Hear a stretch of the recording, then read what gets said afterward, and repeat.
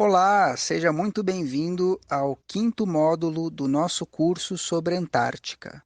Nesse módulo, a gente vai entender um pouco o que significa efeito estufa, mudança climática e aquecimento global.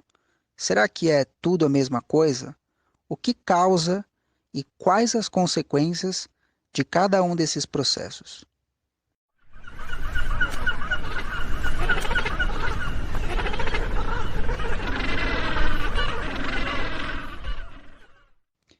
Para entender cada um desses termos, a gente precisa primeiro entender como o planeta se aquece.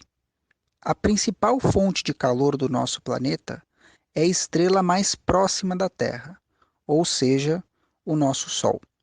Boa parte desse calor fica aprisionada por aqui graças à ação de alguns gases presentes em nosso ar.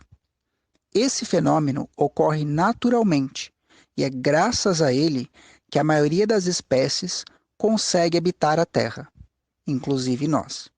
O processo de reter boa parte do calor por aqui tem um nome muito peculiar: efeito estufa.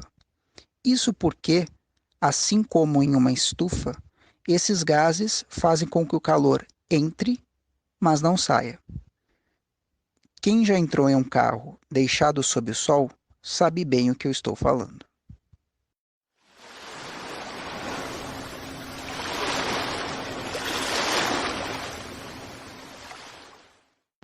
O problema ocorre quando a quantidade desses gases passaram a aumentar em nossa atmosfera. E por que eles têm aumentado? A fumaça liberada pelos carros, a pulverização de fertilizantes e outras ações humanas têm emitido mais desses gases em nossa atmosfera. Se esses gases retêm o calor do Sol e, por conta das ações humanas, eles têm aumentado, o que você espera que aconteça com as temperaturas? Sim, elas têm aumentado, mas não é só isso. O planeta não tem simplesmente aquecido. Muitas vezes escutamos o termo aquecimento global, mas ele pode dar uma ideia errada sobre os efeitos desse processo.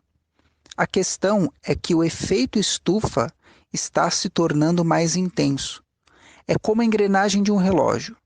Uma peça que funcione mal desregula todas as outras. O clima tem mudado.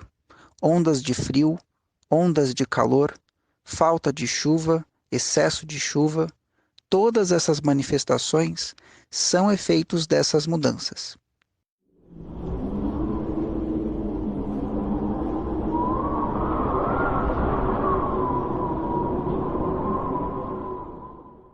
O ser humano mede a quantidade desses gases na atmosfera desde 1860.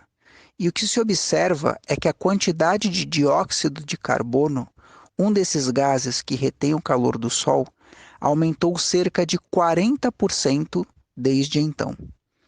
Mas o problema ainda é pior. A concentração desse mesmo gás é a maior dos últimos 800 mil anos. Ok, agora você deve estar se perguntando: como nós sabemos a concentração de um gás 800 mil anos atrás? Uma dica: parte dessa resposta está na Antártica.